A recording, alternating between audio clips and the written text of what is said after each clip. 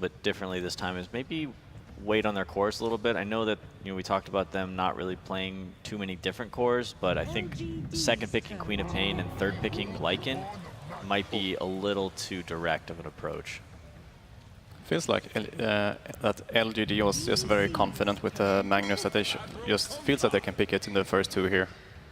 Yep, so here we go, Magnus Kunkka, a massive amount of team fight being shown by LGD very early. Don't have to worry about the Meepo again. Definitely not. So LGD had a very well-balanced draft. That's what I think Digital Chaos were lacking. They were trying to do this gimmicky thing. Okay, let's pick Queen of Pain in the first phase and try and swap it up. And there's Sven for Mason. Once again, picking cores really, really early. I think that this is one of the 3 heroes that he's had a lot of success on. I think this hero matches up just fine against Magnus and Kunkka throughout the game. They're gonna have to ban Troll on DC right now. They even have Magnus already on LEG, so. That's true. When you could see that Troll Warlord rush into the fights with the BKB on and just chop at Sven, constantly bashing him. We've seen Sven have an extraordinarily successful series of games at this event. Not just in group stages, but of course Resolution had an amazing, amazing series of games for Team Empire. But of course Sven was 4th picked in those games. Second pick always creates more opportunities for the team to counter. What are you guys thinking DC's approach will be to this early Magnus pick? Do you feel like they'll try and combat it with... I really hope that they try to shut him out of the lane in the beginning and make sure that his stagger is delayed and that he's only going to be this Blink RP hero and not more of a damage dealer that he can become later on into the game. Yeah, that's what we saw last game. I was potentially worried about that Magnus just carrying by himself. Yeah. What are the types of things that happen for Magnus if he is able to get farm and if he's not? Well, if he levels up in power pretty early and he gets a couple of items that'll help him farm faster. Sometimes we even see Magnus like skip Blink and go Echo Saber, and they become this like hard carry with treads. We didn't see that last game, but once he levels up in power, he can start farming the jungle incredibly fast, and he can be 5 or 6 slotted pretty early into a game and have a huge physical damage capabilities. You can kind of view him similarly to Enigma, I would say, although a little bit different because Enigma you can synergize with many heroes, whereas Magnus is mostly melee heroes, but they both farm a lot, and then once it gets to the super late game, like there's the thing about Magnus, there's no item that you can build that's great versus him. BKB doesn't really matter, RP still pierces it, and anything else you just get cleaved down. Even armor is not particularly useful like Warcry, because if you get RP with one of your teammates, you can still get cleaved if he's not the main target. So it's just very difficult to itemize versus him if he gets a lot of farm, and he gets Shadow Blade, which make countering the initiation much more difficult. Very similar to Enigma, actually. I like that comparison. A little bit different. He has got the instant disable, and it also groups everybody up instead of just kind of wishing them around in the black hole. We have seen some Oracle pairings with Sven, and we have seen some Oracle versus the Kunkka. It might be an option that they want to turn to try and deal with the RP. A lot of times, I think teams try to pick Puck too and try and disrupt the Magnus, just find him in the back of the fight, coil him, Shadow Strike him with Queen of Pain just so he can't get that good initiation off, but that's rather unreliable. I really like the Oracle pick for DC if they choose to go for it. Something to bail Sven out of trouble if he ever does get locked down before he gets his BKB off. Do you think that LGD will pick up any more control through Magic Community with this early Sven pick? Sven inevitably is going to build a BKB, and we've seen Sven's... I mean, they did ban the 2 best heroes against Sven, both Void and Troll. Nice. Normally Victoria plays the Tusk and the Kunkka, or else I would suggest that they could pick Tusk to try and deal with the BKB Sven, but... Death Prophet. These teams are not afraid to pick up their cores. This is a combo that we've seen a lot of the games. Actually, we saw Empire pick it twice in their games yesterday against EG, this Sven and Ancient Apparition combo. Oracle LGD Sven combination now. Yeah. Oh, Sven and AA. Oh. A is a soft counter to Death Prophet. Yeah, I was going to ask about that, because Ancient Apparition's ultimate prevents healing, and we've been seeing Death Prophet do really amazing things, having just enough life to stay alive in those key team fights. That's the hardest thing about Death Prophet, is managing your soul siphons and making sure you land a couple in fights, and then being aware of how much damage or how far you can go into a fight without actually being bursted down. Both of the LGDs love this combo though, the Kunkka Death Prophet. Like, yeah, AA won't let you heal, but you're actually not going to die too, because Kunkka Boat with Death Prophet is... Yeah. Like, you're going to get a ton of damage from your X. Especially if you get Oracle ulted, you start soul siphoning people, you're getting double the healing. And actually, Oracle is quite good against AA as well, because if you actually get the heal after your ultimate. Like if A ultis you and Oracle ultis you afterwards, and the A ultimate wears off before Oracle's ulti wears off, then you actually get the HP that you wouldn't have gotten otherwise. Oh, really? Yeah. Oh. So it kind of goes both ways. Another great thing about Ancient Apparition, we've seen him throughout this tournament be a nice finisher for ganks that have been happening in the early game. He's been a really, really fun hero to watch. He also provides the team a little bit of vision. Being able to launch ultimates all over the map, you can sometimes find little snippets of information about your team, your enemy team's location. Also, the Ice Vortex is a pretty long range, and you can scout inside the Roche pit or maybe up a hill without actually putting any of your heroes at risk. Lina, first hero I ever played in Dota, so of course, special place in my heart for Abed. And an affinity for it. Great burst hero. Dealing with Death Prophet is, one of the ways to kill her is to burst her. She likes to play aggressively. She likes to play on the, on the edge. But a Laguna Blade coming in at the right time could kill her while she's, being a little too overconfident. And Lina really works well with the Sven as well to follow up his stun to make sure that they can't get out. Lots of instant disables with Sven and Sand King for Lina to follow up on. At least from just seeing like these 4 picks from each team, I like the way that DC is going to handle the Magnus, because Sven and AA is one of the strongest heroes in the safe lane early on. What's called the Sven stun is actually 2 seconds long, so if AA uses his cold feet and Sven stuns afterwards, the Magnus is going to have to skewer away, and the CD is quite long on that, so they're going to be able to keep him away from experience and gold. What's the last pick you want to look for here as DC? LGD. Well, we're about to find out. Prophet. Oh, interesting. Furion, I think Furion is pretty good here. I think having some treants running throughout the map, scouting for vision is going to be pretty important. I think LGD definitely has a team fight advantage with the 4 heroes they have here.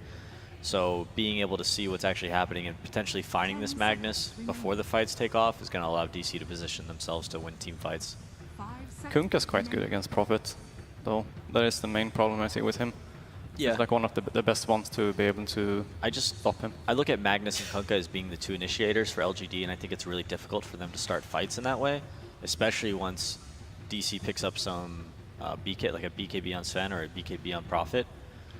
I think that when LGD goes to initiate, DC is going to jump them, and unless Oracle and Magnus are ready to counter-initiate, don't know how well that fight goes for them. In that way, the trees helps out really well to be able to scout them out. Exactly. The game is a lot about vision, so... Yeah, and when 2 teams have a ton of team fight, it's more so about how you take the fight rather than who's actually stronger. And the last pick, Anti-Mage. That is a different turn of strategy from what I expected with the DP and Magnus, but... Everybody likes Sven up against Anti-Mage. A ton of physical damage coming out from Sven with his ultimate is, you can actually burst down Anti-Mage pretty easily. So Yao's going to be really on top of his game and very selective with the Oracle ultimates he throws out. I think Mag AM is a different story, though. That's Mag AM versus Sven. I think AM has the advantage. It's going to be a very interesting game with the last pick, Anti-Mage, as Anti-Mage can sometimes turn into the final boss of the game with his ability to accumulate so much farm. It's time to head into game number 2, where DC is 1 game away from elimination and LGD is 1 game away from top 8. Thank you very much, Day9. And indeed, here we go, game 2. We're seeing something a little different from both sides, mainly from DC, coming in with something a bit different as the panel said, getting Mason back on sort of his Sven, having this AA follow-up. But this lineup, I'll tell you what, from LGD, they've got Anti-Mage Magnus. I mean, this is just, it's insane, you know what I mean? We've got The two farm very... is never going to stop. They've got Death Prophet, Oracle, they have Kunkka. Again, Magnus performance, game 1, 11 blew us away. It's not going to be a walk in the park at all for DC. This is going to be tough. This is definitely going to be a hard one. Both teams, though, having pretty comfortable lineups that they're used to playing with. LGD has some of their absolute signature heroes, like we were talking about, the Kunkka, the Mag, the Death Prophet. These are the big 3 that they've been playing a lot. And then we throw back to DC. Same kind of similar scenario with Boba and the Sand King. 4F playing that Nature's Prophet. This Anti-Mage pick, though, the last pick Anti-Mage is massive in this game, because now it's really the Sven versus the world. Can Sven be able to match up versus this? It's a lot up to the early game, because they're very magic damage oriented besides that Sven. And Anti-Mage, incredibly good versus Nature's Prophet and Lina. These 2 high int high mana pool heroes that can be very susceptible to that mana void. And like Merlini talked about, when it's anti-mage versus a Sven, Sven wins out. But when it's anti-mage plus a Magnus, that's a completely different story because of how fast you enable him. And then you can actually kind of take fights away from the anti-mage for a bit because of the other 4 heroes that they have, the Kunkka, the Mag, the Death Prophet. These guys can force aggression. They can force objectives. Yeah, a lot of eyes towards Mason to see how hard he can carry this game. A lot of execution things coming into play though. Like Ake mentioned, with the Oracle ultimate being able to be used with versus AA, you have to time it pretty well to get that heal burst while the AA blast is wearing off. And then Death Prophet, its Sven can be sometimes a little bit complicated too because the Warcry is very good versus the Exorcism. So it's all about like how these fights actually start and who gets blown up and how well they're able to actually use the Oracle for the Fortune's End or for the False Promise.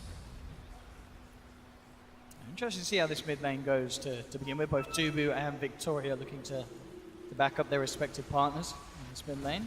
See if they hang around. Let's see how either of these the safe lanes pair off. Is 11 going to be able to get away with it again and get a ton of experience? Is he going to be able to get all those last hits like he has been? We'll find out. Forev should be able to get a good amount more here with the help of Bulba at the start. They're going to have those pesky treants plus a Sand King in the vicinity. While Victoria just tries to annoy Abed as we kind of expect him to do. He's been playing around the mid lane a lot in the first minute or so in the majority of their games. Yeah, absolutely. Just trying to keep him on toes whenever he wants to come in with the torrent spam and such. And that Abed. And maybe in this mid lane it should be a bit of an even trade in terms of farm. Of course, both having... Just got to watch the torrents. Indeed, there is the connection. Siphon coming in. Not enough to get the kill, but a lot of harassment. And yes, exactly as you said. You know, if Victoria hits these random torrents, there's definitely potential to bully Abed out of this lane when he is alone. Especially when Victoria hits level 2. If they hit the far torrent and then he walks up and is able to close the gap and get an X mark off, X mark plus a Spirit Siphon, Abed will drop pretty easily if he's a little bit lower than full health. If he's full health, I think he can still survive for the first few levels. Up top 11, being forced to certainly be a little bit more careful than he was game 1. Doing damn well though. He is still finding quite a bit of it, and he's got this nice wave coming down towards him. We'll see if Dubu can maintain control of this top lane with the side pulls and such as he begins to make them. Pretty impressive because he actually got the block in the initial part of the game. He actually skewers back Mason to the tower to put some damage on him just to be annoying. In the initial part of the lane, he got the range creep in front. Although Mason did also get denied a little bit afterwards, he was able to get that lane pressure coming out toward him. So level 3 already on that offlane mag, where you could expect him to pretty much be fully shut down from the AA Sven combo, as Ake was mentioning. It's a very hard lane to actually go up against with that hard stun plus the cooled feet. Lane still both Barbhead and maybe standing toe to toe. It's turned into a true 1v1 now with Victoria turning his attention back towards the bottom lane. Yeah, Am is suffering a bit in last hits, 6-1. They have to make sure that they can keep him online. It's Death Prophet now. Got a head start. Should be able to keep that head start going. Now it's time to help the anti-mage, because he is the real full win condition versus the line of PC. Yeah, Forever certainly having a good time down here. Nearly has the phase boost complete. LGD really trying their best. They've got a lot of catch, of course, between these two supports. Once there's a few levels, they've got a bit of nuke damage potential as well. DC already has a massive stack up at their hard camp. It's already 1, 2, 3, 4. 4x stacked up for the Sven once he gets level 6. So that can be something nice to get the AA a faster level 6 online with the Sven cleaving that down, or Sven doing the neutrals while AA just saps the lane, something along those lines. And now Boba trying to maximize. This is a good move. They forced a lot of aggression onto the anti-mage. They probably expected the Kunkka to be making those rotations. They actually do see him as well with that ward they placed on the river. So as soon as he makes the move away, Bulba's like, okay, I can at least get a bit more farm since Forev should be just fine down bottom now. Yeah, and they need to shut this anti-mage down as hard as they can. Phase Boot's already on Forev. So yeah, this lane's going to get scarier for this anti-mage. I'm struggling. But we know that there's definitely going to be the potential for him to have that real spike in farming potential once he has the Empower buff and at least that Battle Fury treads, or whichever he wishes to finish first, so he can withstand the neutral creeps in the jungle and get that catch-up farm.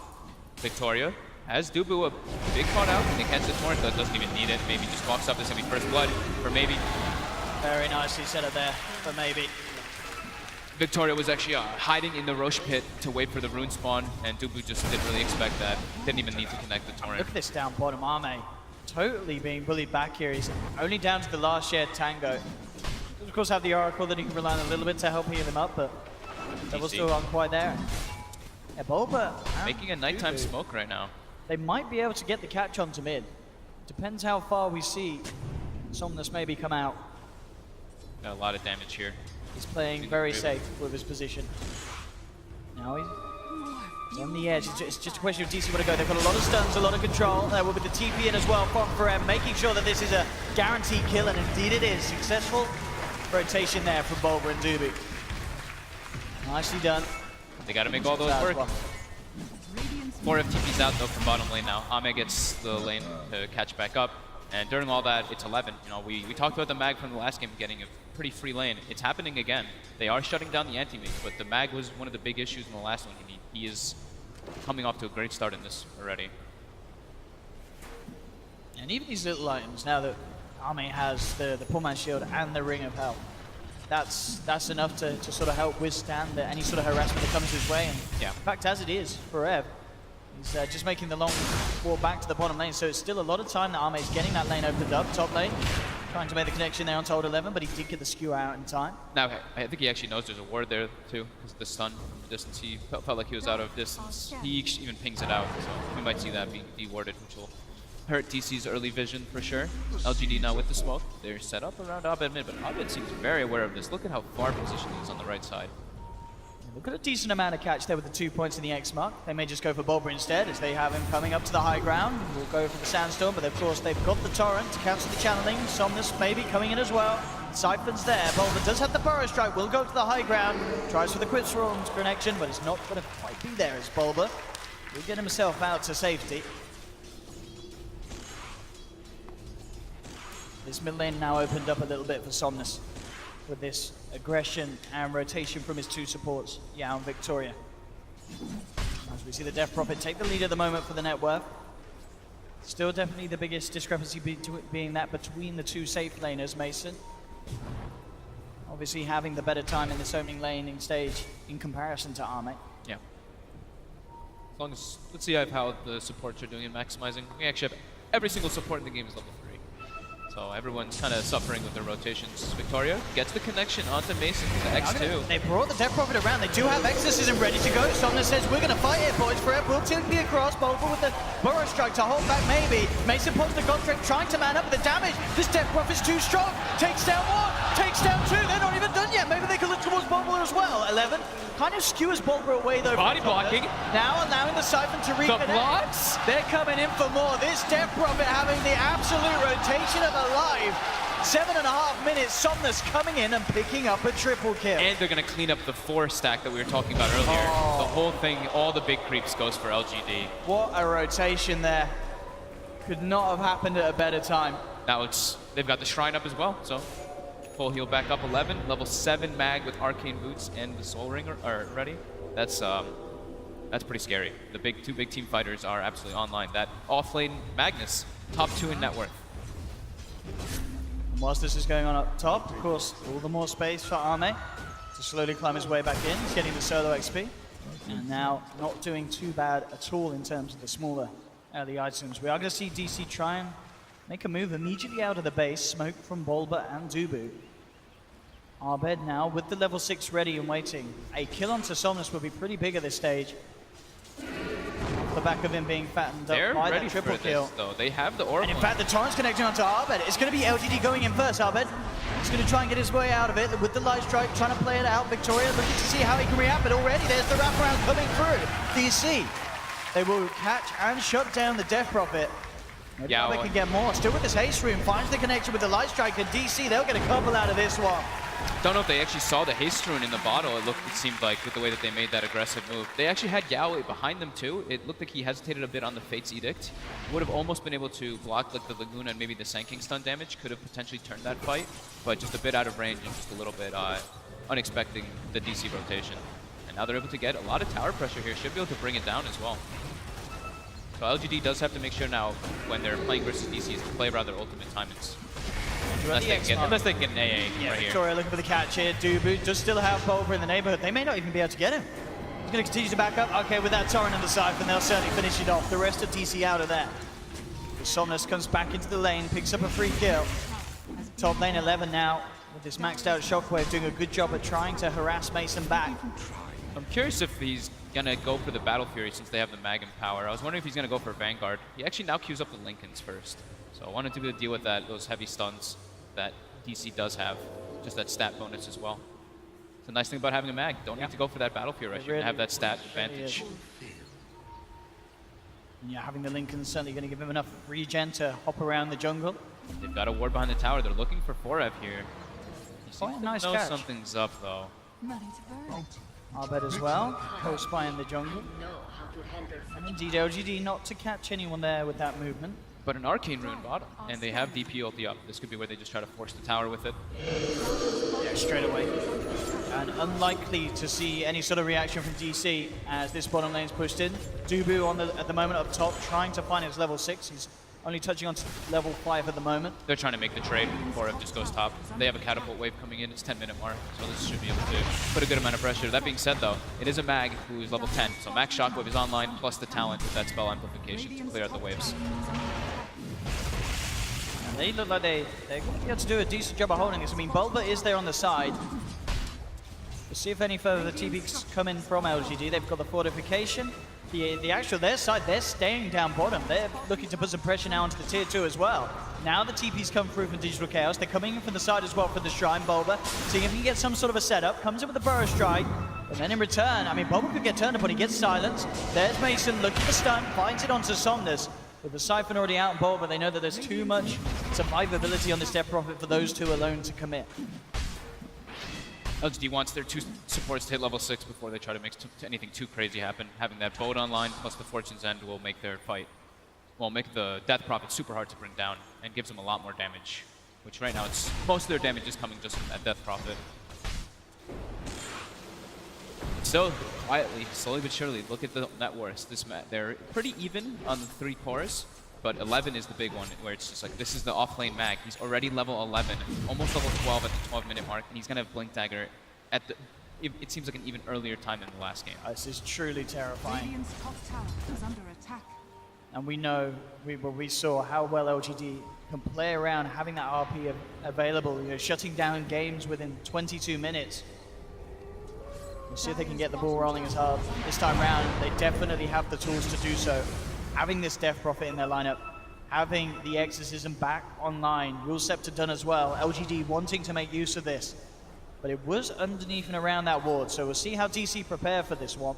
There's still no boat online, so it's 12 minutes, Kunkka's only level 4, but Oracle is 6 now for the saves. And with the Yule Scepter picked up, they actually might just find Mason They here. might do indeed. Mason caught in the jungle, will turn with the stun, but the X-Mark into the torrent is going to be on point. Pops the war cry, it's not enough to keep him alive. Mason caught out in the jungle, LGD. The dream pick-off right there. Abed now gonna just try to pressure that bottom tower. At least to do something with the space that was given while Mason's dead. And LGD won't be able to capitalize on pressuring the top tower off of that since the Wrath of Nature was deployed to push the lanes out from Forev. To try to slow it, halt that push a bit, but now they're wrapping behind mid. Dubu might be the culprit here. He's almost certainly going to get spotted out here, Somnus, if he continues to move. Oh, you just saw them. They just showed themselves. Dubu, get out of there. Victorious, seeing if he can get the X-Mark, but indeed Dubu gets himself back up to the high ground. Does have that Ice Blast ready to go. Bulba. Level 6 at the moment on the Sand King. Yet to put the point into the ult. For the 3-3 at the moment. DC doesn't have great ways of starting the fight, while now LGD has multiple ways. With that Magnus Blink Dagger and with the X that we previously stated, it makes it easier for them to get those catches. While DC, there's no Blink Dagger on Sanking, and Mason is also still about 1,000 gold too from that Blink. So no way for them to just get on top of LGD and force initiation. And during all this, they post up 4 heroes mid from LGD, while Ame just slowly but surely accelerates with that power. So the downtime definitely benefits LGD during this. And they very nearly have the ultimate orb on Arme towards that Lincoln Sphere. As we were saying earlier, once that's there, he's going to feel very confident jumping into these fights. Mason, putting the God Strength, trying to speed up his farm. Needs to do something indeed, as we can still see the 3 individuals of LGD, the highest in net worth at the moment. Mason just scraping behind that Death Prophet. Look at how the supports are playing on LGD though. They are literally not moving from maybe side. It's pretty hard for them to bring down the anti-mage at this point because of how tanky it is. They have to pretty much get all the stuns on Oh, him. they will get the wraparound here straight away with the Ice Blast going on, so maybe he does have the self-kills, but he falls down low and he gets taken out. The Dragon Slave's enough. You see, Perfect. that is a big pick indeed. Catching out that power. Death Prophet. Leads into an objective as well. Most important, have the kills for DC here. Yeah, alleviates the threat of potential pressure from LG as well, making sure that the Exorcism is off the map for 15 seconds. Blink back from Old 11 and indeed DC. They'll get away with taking this tier 2 for now. So instead of going for Lincoln's, picks up his own Battle Fury. Change his mind. Change of plan. Wants his own.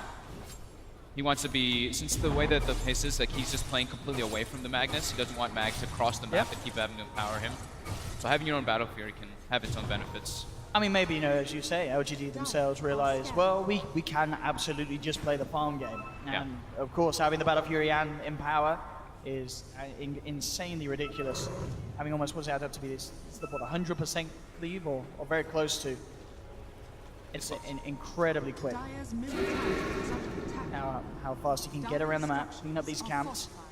And very little chance that Mason can catch up purely by farming neutrals. They've got to find action, they've got to find fights. And in fact, bottom lane, they're looking for it. Bulba leads in. Ice Blast will be flying through. False Promise out just in time, but this is going to be a lot of damage out to Somnus. He is very definitely gone. Too much damage being built up, and he will pop. LGD lose 2. DC doing exactly what they need, getting involved. They'll get the courier as well, as also picking up Victoria. Getting 3 there. Absolutely perfect. They know that they can't play the farm game against this empowered Battle Fury anti-mage. They have to look for these fights, get Mason involved, and that's exactly what they've done.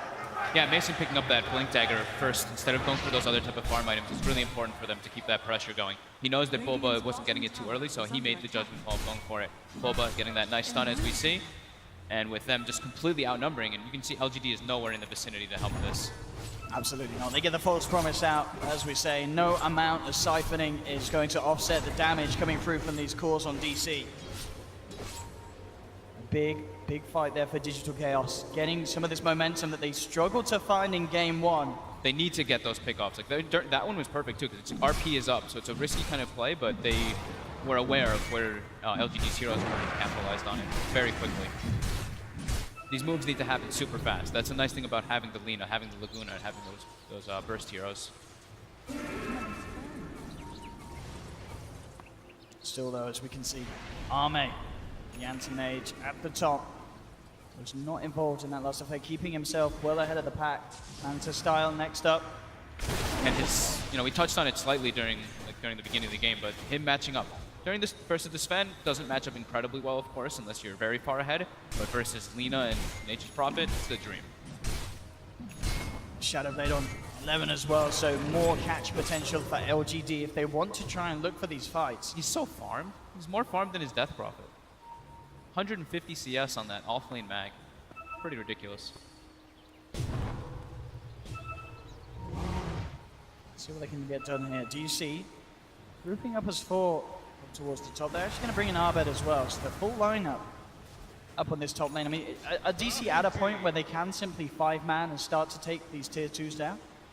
No, it's still scary. Like you have the threat of the Blink Dagger versus the mag, and there's still the Kunkabo. That's the thing that we haven't really gotten to see because Victoria was very underleveled. He didn't get level 6 until a couple minutes ago, about 3-4 minutes ago. And now it looks like they're trying to make some action happen, perhaps. Radiant's top tower Kind of all is under gathered, attack. but now they're Radiant very are afraid. slain. They don't see anybody from the side Dire's of bottom tower DC, and they have very aggressive D4s, so they know something's going on right now. All sticking together, sticking very close around 11. Gonna step up with that Shadow Blade, go for some scout. DC now has 2 ways to start the fight with Boba with the Blink Dagger. DC wants to farm that BKB on Sven. He's relatively Next step. close, isn't he, Mason? Yeah. It's getting close, yeah. Abed also finished up the Bloodstone, so that'll help. If they can give him a fast amount of Bloodstone charges, that's one of the okay ways to make sure that your mana doesn't get burned too fast from anti-mage. If you have crazy amount of charges, just regen it too quickly. And you can see overall, the actual overall net worth hopping between the two sides as they're pretty much bang on at this midpoint. Now LGD's looking to make the fight happen. Picked up the soul booster on the Death Prophet, a bit more HP, feeling a little bit squishy before they wanted to take that fight. 1 RP, and we know the incredible amount of destruction and power that can follow through from LGD's lineup if 11 gets that initiation.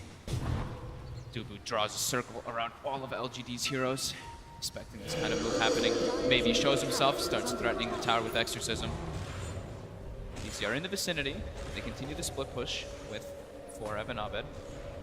But still, not wanting to really take a head-on fight just yet when they don't have that BKB on Sven.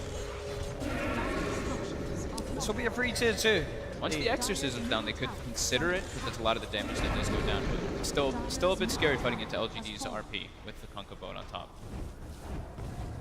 And LGD themselves, they have got the potential to go to the tier 2 on the top lane and take more if they wish.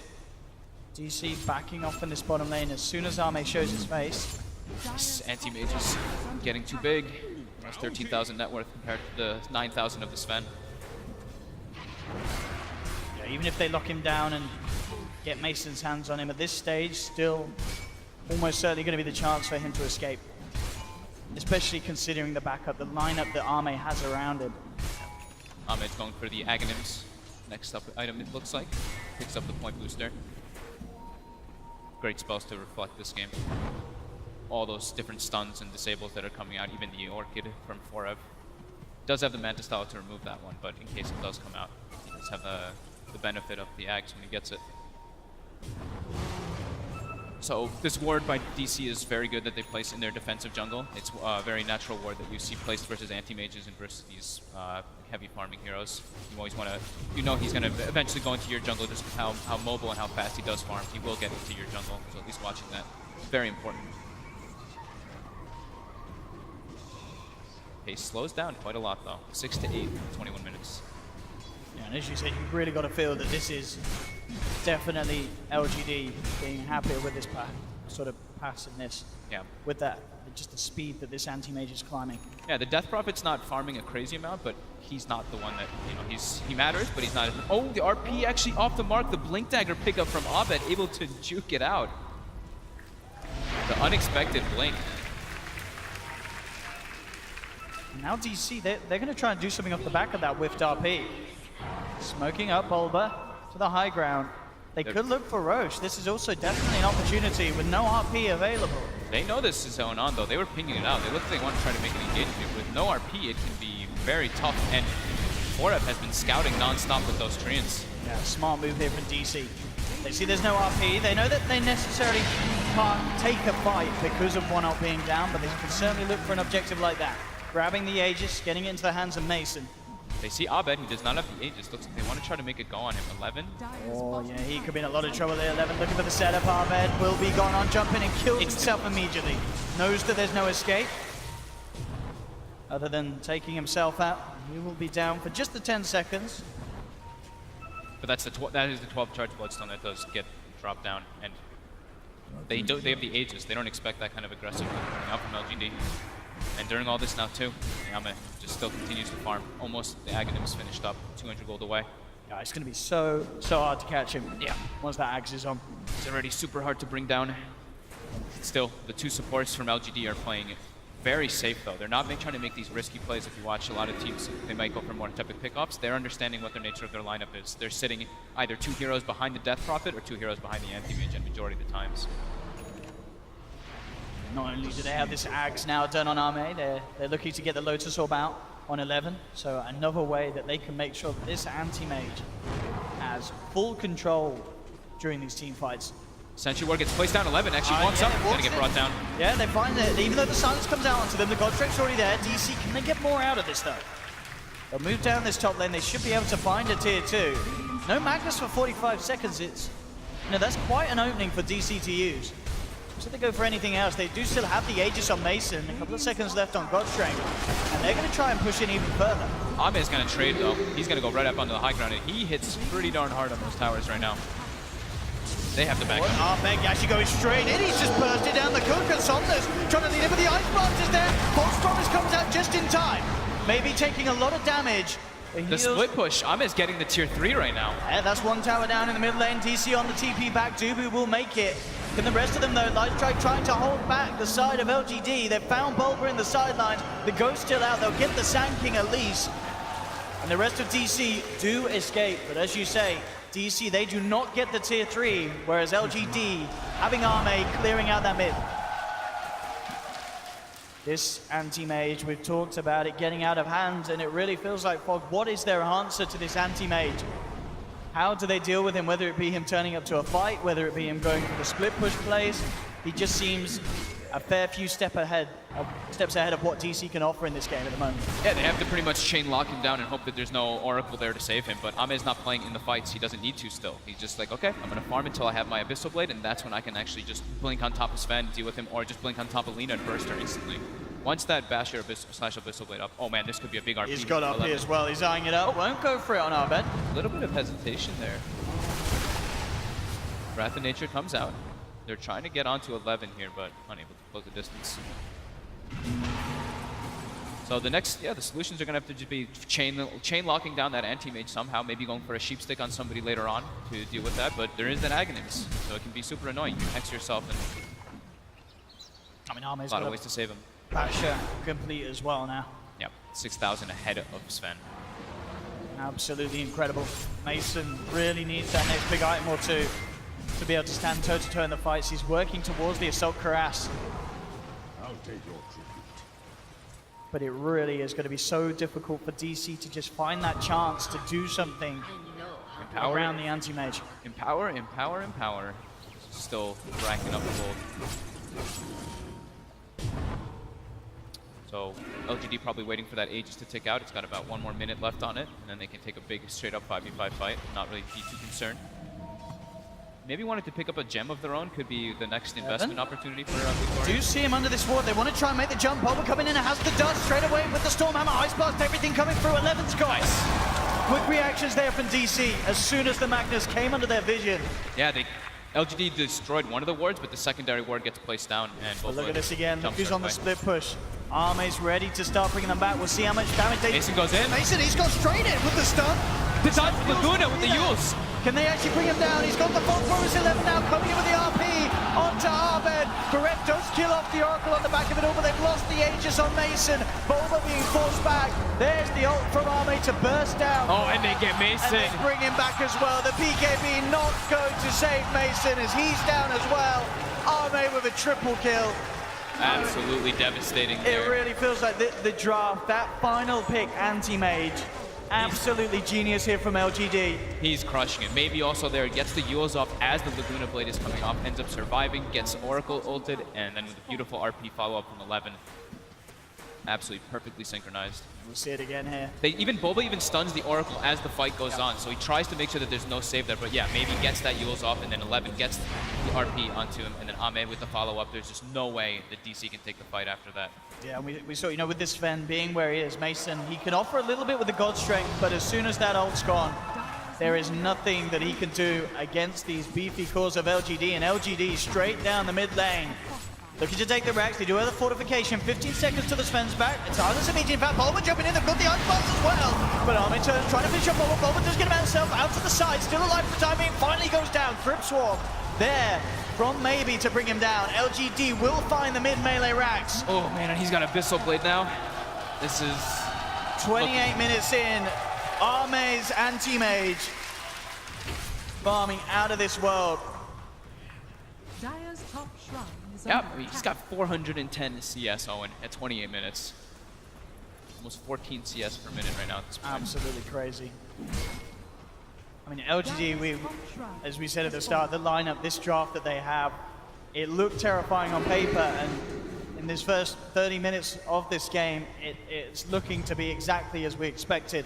LGD with very little few flaws in their execution. They've kept all tier 3s alive. They've managed to close in on this mid lane, and they have this anti-mage, nearly 10,000 net worth ahead of Mason Sven. Yeah, It's really nice that they have, you know, the Death Prophet Crypt Swarm plus the Magnus Shockwave to go to stall it. They do try to make the go They've here. got the Ice Blast, they do have the stun, but again, the false promise is there. He has the self-fuel, trying to get himself out. This should be enough damage, but 11 comes in with a 3-man RP. And the Here board. comes the shot.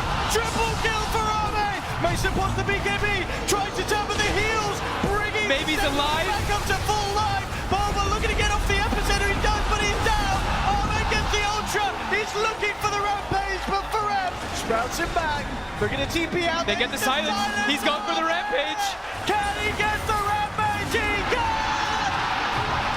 Arme playing out of his mind. The team around him going absolutely insane. LGD, 14,000 net worth lead. They're ready to close in on this top lane. That team fight execution, literally perfect. Maybe gets false promised, gets the Yules off, gets full healed in the fight while the RP comes out with the boat follow-up. Such beautiful synergy just between all of the heroes on LGD's lineup. Look at this attempt. They go in, but straight away, the Yules is there. The stun's purged off, and bam. They look at With the amount of Fate's damage Edict he gets. as it comes up. The Fate's Edict eats the Laguna, so no damage. An 11 with that positioning. Perfect RP into the shark there from Victoria. And then typical AM contribution. Walks in, mana voids, get 3 kills. Easy Rampage for Arme, level 25. Pushing on this top lane, they'll have Mason back up in 5 seconds, Fareb as well, and a few more. But this top rack is almost certainly going to be gone. Boba leading in, they do have the Laguna and the Ice Blast, that's 11 down. But the melee racks are already gone on this top lane.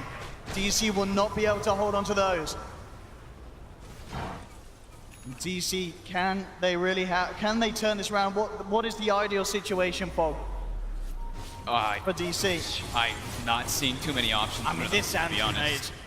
He is way too massive. He's gonna have that AC finished up too to deal with the physical damage that would be there to maybe bring him down, but it's level 25 already, almost 3,000 life on this anti-mage. You look at DC's damage output, they can't kill that. They have to have everything land on him perfectly to bring it down, but there's an Oracle, there's a Kunkka, and then if you do, there's still the Death Prophet that's there, who's not a force to be reckoned with either. Shiva's about to be picked up, 23 charge Bloodstone. An absolute menace. I mean, we saw there Arme's GPM at the moment nearly reaching the 900 at this stage of the game. DC Trying to do the desperate move here, but it gets scouted out by an illusion. They've got to bail. This is so scary. They know that there's no Magnus for 20 seconds, but LGD will almost certainly be prepared to fight without that. They're going to self-X the Death Prophet, leading her forward. She will be jumped upon. Ice Blast thrown back. Won't quite find the connection, but DC are making the space to finish this off. Now they're coming back in. Ice Blast passes across. Maybe can he get in the pin in time? No, he can't. They will get it. They get the light strike there onto the anti-mage. You see Mason have a couple of tickles onto Arme, but DC, they're losing 3. Mason's trying to get himself out there. Oh, but the X. It's already been used. He's going to get X back. He has the war cry. They've got the catch. But they're chasing in from the side. Maybe wraps in. They've got the control. They'll burst through the Aegis immediately. And they're ready for round 2. GG is called. LGD knocking Digital Chaos out of the tournament 2-0. 11 with an RP of celebration. What a performance. This team, I mean, out of all of the sides that we've seen in the upper bracket and such, people, they may have kind of been sleeping on this LGD team, but bam, they've shown us that these guys are incredible. It's just that Magnus, how much farm he actually does get. The threat of the RP, that Empower, the high level Empower, just allowing Ame to farm all over the map while maybe another 4 pressure, giving all the space in the world to be that carry. But that last pick anti-mage was absolutely devastating versus the cores of DC. I mean, we saw DC, they sort of realized that at the start. They tried to shut down Ame, but immediately, as soon as he got that first sort of, those first core items, the Battle Fury, there was just no stopping him. He still got it so early. He still got that Battle Fury sub 15-minute mark, which is basically what a free farm anti-mage does. And every fight as well. The support backup from LGD constantly coming in with the saves. Perfect timing from like the false promises plus the Yules on maybe and the rotations. That first maybe rotation from the Death Prophet on that top lane, that triple kill, just sets the pace for LGD to have a great game for the Magnus and for him. Wow, what a game indeed. Digital Chaos knocked out 2-0. LGD looking incredibly strong. 2 very convincing matches here from them today. That's it from myself and Fox as we hand you back to the panel to hear what they have to say about LGD's domination here on the main stage. Chinese Dota increasingly a treat to watch. LGD Oh, that combo was just beautiful. The boat from Kunkka, the ultimate from Anti-Mage, all set up by the RP from Magnus. I mean, what? The game was so close up until that point. They had an amazing team fight, and they also had the Anti-Mage, who's super, like it's, I think one of the best late game heroes. So they weren't really in a pinch any time of the game, I would say. Anti-Mage was gaining a lot of notoriety in the months coming to TI. Carry players started playing a lot more, and they were thinking, oh, maybe this hero's good. You know, let's play it out a little more. But in combination with the Magnus, he farmed so fast and was just so much ahead of Sven. And Sven's a hero that actually wants to be ahead of everyone else in order to like operate at his best capabilities, and that didn't happen at all. Yeah, I mean, that's been the story in so many Sven games that we've seen before, that Sven is such an excellent farming character. Ancient stacks fall very quickly to Sven. I don't even think we saw Sven in the top net worth. I mean, there were often 3 LGD players just barely above him, and then 3 characters, both Lina and Nature's Prophet, sitting right even with Sven. I think an Anti-Mage versus a Sven, they farm kind of evenly, usually. Somewhat even at least. But when you have this mag, Anti-Mage he farms so much faster. Yeah, it's not bad if you're even before he buys it. Exactly. So. Lina and Furion also take a lot of farm off the map away from Sven. So Anti-Mage was kind of eating up his entire side, and there was like 2 or 3 heroes that were farming on DC's side. It's so cool to see, though, how Magnus was able to have such an extraordinary impact on that game. I mean, we've talked before about the idea of certain players being good with certain heroes. And we saw GH with Coddle in his match for Team Liquid. And in this one, man, Magnus looked so good in both matches. Just insane. 11's amazing. Yeah, it's one of the heroes that they've played a lot throughout this tournament, and even before this tournament, it's something that they've been known for. So no surprise to see them have success with it here. Total comfort pick, and moving on in the lower bracket. Yeah, I mean, at this point, unfortunately, NA Dota is dead at TI. I don't think that there are any notable North American players on any of the rosters. That's it, man. Chinese teams are dominating. We still, though, for the West, representing, we have Team Liquid, Team Empire, and OG. And, of course, up in winners, Virtus Pro. And in PyCat has... We have Rizzo's a bit of a honorary American after his year in sure, why not? DC, right? I mean, yes, there it is. Let's just wait to see who's in the finals, and America will make its final decision on who we're taking. But about the players, at least me and PyCat has S4. Yeah, we've got S4. For. Sweet. Got our Swede there. I mean, at this point, with Faith and S4, they are the only 2 players remaining that have the possibility of winning 2 TIs. Other than that, there are no chances for repeat victors. I mean, you might see Newbie in the finals. You might see Invictus Gaming in the finals. You know, there's a lot of these names for teams that might make it to the finals, but in terms of players, those are the last 2.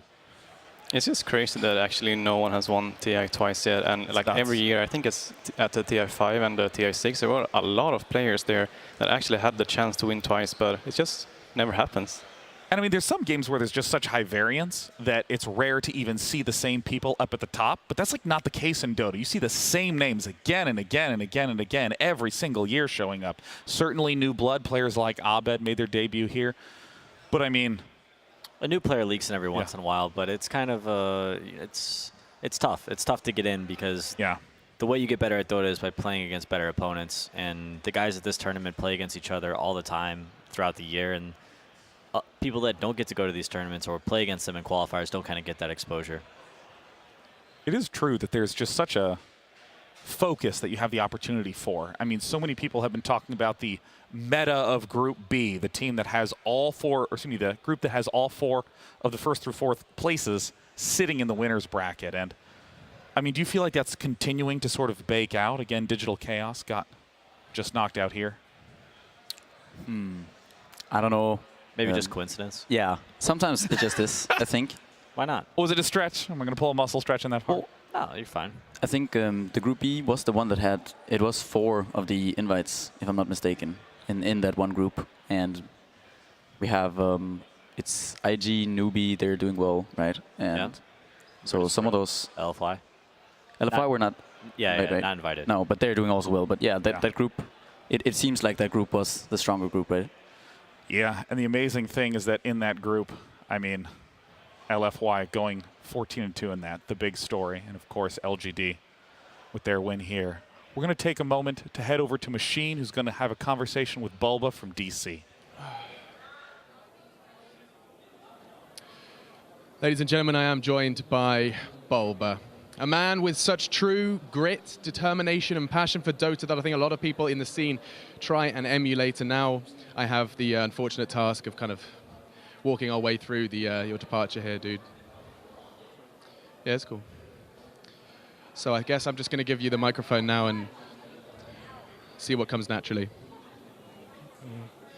I mean, it felt good. I had a rough start to the year after TI6, and I'm really proud of how far my team's come. I'm kind of sad. I'm super bittersweet that it ended like this. I knew we had a lot more potential. Just some things went wrong, and it just feels sad. You know, it's like this is always then. It feels like the end of end of everything after you lose TI. That's all we really enjoy. But I know tomorrow I'm probably gonna wake up and talk to my mom and dad and maybe feel a bit better. But I can't get rid of the sting. It's too much, regardless of what. So it's just super depressing. And I'm not going to keep him any longer, but I think, if anything, this is just evident of the investment that a lot of these players have in this game. Thank you, Bulba. Thank you for taking that time, dude, and I think we'll hug it out. Thank you, Machine, and of course, consolations to Bulba. At a tournament like TI, the caliber of all the players is just so high. I mean, looking at the net worth of that game, they were within 2,000 to 3,000 of each other the entire game, and it was that one key team fight that swung it in LGD's favor. And as we've seen before, it can all come down to one fight for the huge upset to happen or for the team with the lead to finally close it out. And with that game, we now know who the top 8 are. We're going to take a moment, though, to go to our most recent winner, the last team to step into the top 8, Casey with LGD. And we're here with Maybe. Congratulations. Jack's going to be helping us translate. First of all, I want to ask how much of it was on your mind that this was, for the second time today, a bit of a rematch from last year's TI. DC 2-0'd you last year. This year it was your turn. 就是首先恭喜一下Maybe以2-0战胜了 DC。那么这是今天第2场的，可以算是复仇赛吧。从去年就是去年你们是被 DC 以2-0淘汰的。那么今年能再次面对这对手，你有什么感受？今年再面对 DC，之前被 DC 淘汰过，但是今年 DC 和去年 DC 就是5个人完全都不一样了，所以就还好吧，就是当做一个正常的对手来对待。Well, playing against DC again this year, it's obviously a totally different lineup, 5 different players from last year. So not too much of that. We just treat them like any other opponent, and yeah, go into it like that. Were you worried at all about the Meepo pick in the first game? 就是你有没有担心任何，就是他们最后选出来的米波，对吧？这是他的绝活，你们有没有有点担忧，或者当时没有准备好，还是怎么样？就还好吧。他选了米波之后，首先我们观察自己阵容，然后不怕米波，然后也赛前做好了他要选米波的准备，所以就很正常，没什么影响。It was fine. First, we looked at our lineups, and we weren't really afraid of the Meepo pick, and also we had prepared beforehand for the eventuality and the possibility that they would pick Meepo.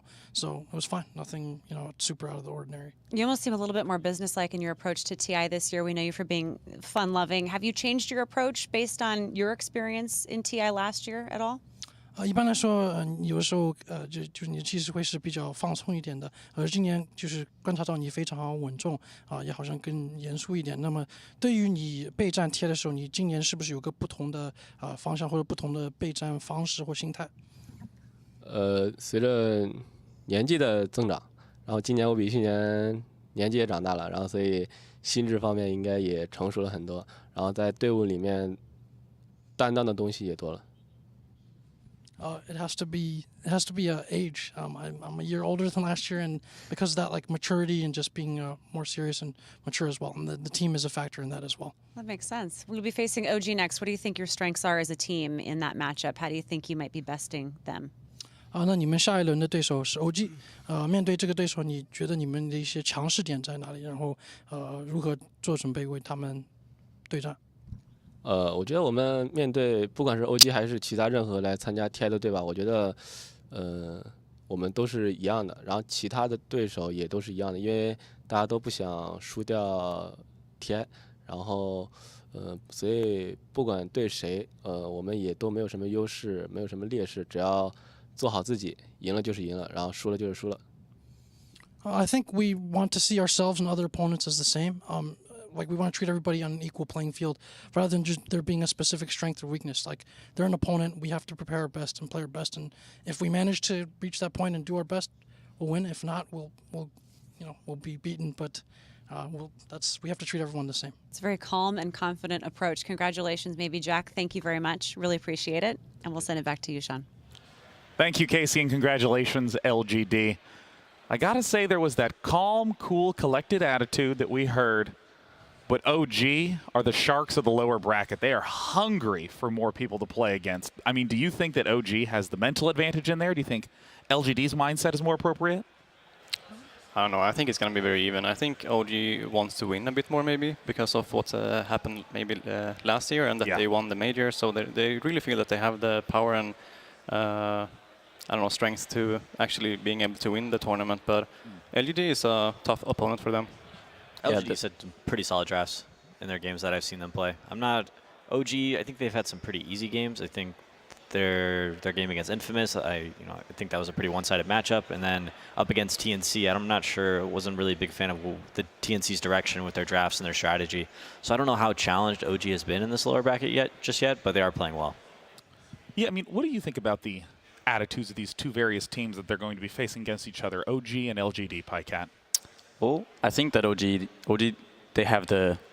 It feels a bit, even though, as Peter said, that they might have played slightly maybe weaker teams. I'm not sure. LGD played DC just now, and then before they were in the upper bracket, so they also didn't have they didn't play against the bests, or when they did play against earlier in the upper bracket, they kind of lost, and that was a 2-0 as well. So the way I look at it, I think that to me it seems though as if OG kind of they're on the path, like they kind of found their stride a little bit. I think so. Yeah, certainly big matches happening in the lower bracket tomorrow that we're very excited about. But of course, the action isn't done yet today. We have Invictus Gaming versus Newbie incoming. Two teams that, as I've said so many times before, were such a delight to watch on the first day. And they'll be going against each other. And to get ourselves geared up for it, we got the chance to talk to Burning.